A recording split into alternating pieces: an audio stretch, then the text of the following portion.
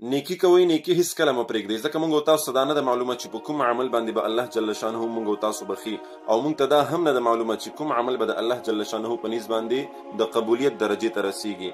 ځکه بعضې داسې واړه عملونه دي چې زموږ او ستاسو په نظر کې هیڅ نه وي، خو عند الله د الله په نیز باندې د هغې ډېر اوچت مقام وي، او بعضې داسې واړه عملونه وي چې دا د انسان د مغفرت سبب ګرځېږي. کتابونو لیکلي دي چې یوه زنانه هغه داسې وه چې هغې به شپه ورځ د الله رب العزت عبادت کولو، تر دې پورې چې د شپې به د الله جل شانه په ذکر، اذکار، تلاوت، نوافل، تهجدو کې مصروفه وه، او د ورځې به یې روژه وه. دغه دومره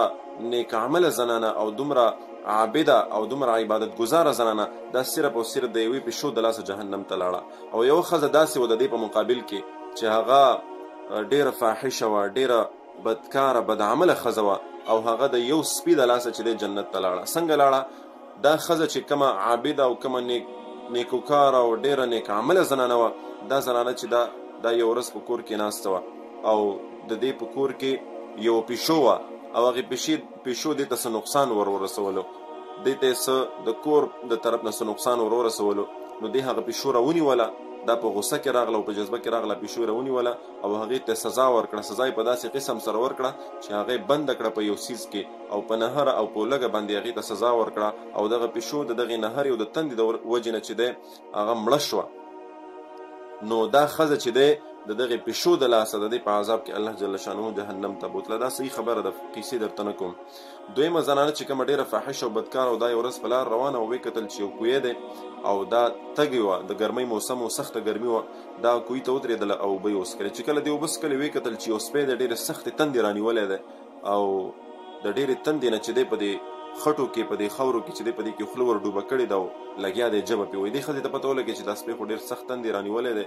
او تږی دی. دې داسې کار وکړو چې د خپل څادر لوپټۍ راواغسته، دې کوهي ته یې ور کوزه کړه، او په هغه کوهي کې چې کومې اوبه وې هغه یې راوخېجولې، او د خپل تندې نه مخکې چې دی د هغه سپي ته د خپله لوپټه او څادر په دې خوله کې نه چوړ کړو، او د هغه سپي تنده یې ماته کړه. د دغه سپي سره د نیکۍ کولو د وجې نه، او دغه سپي ته چې دې تنده ماته کړه، د دغې د وجې نه الله جل شانه د دغې ښځې مغفرت نصیب کړو. نو لهذا د ګرمۍ موسم دی، په دې ځناورو په دې مارغانو باندې خیال ساتئ، د چت د پاسه لږ دانه، لږې اوبه، او دغه رنګې په دغې ځناورو باندې چې کوم ځای کې ستاسو وس کېږي دې دپاره د اوبو انتظام کوئ، سوري ته داسې لږې شان اوبو ورته ږدئ. نو ما تاسو ویلې چې داسې واړه عملونه دا د انسان د مغفرت سبب ګرځېږي. الله جل شانه دې موږ ته پرې د عمل کولو توفیق را نصیب. خپله آنلاین قرآن او دیني علوم زده کول غواړئ، او یا خپلو بچیانو کشرانو ته په خپل کور کې په خپله نګرانۍ کې آنلاین د قرآن حفظ، ناظره، تجوید، قاعده، مسنون دعاګانې، د اودس، د غسل مسائل، څومره چې دیني مسایل دي دا ور زده کول غواړئ، نو همنن زموږ په دې بیت العتیق آنلاین قرآن اکیډمۍ کې ایډمیشن وکئ، داخله وکئ.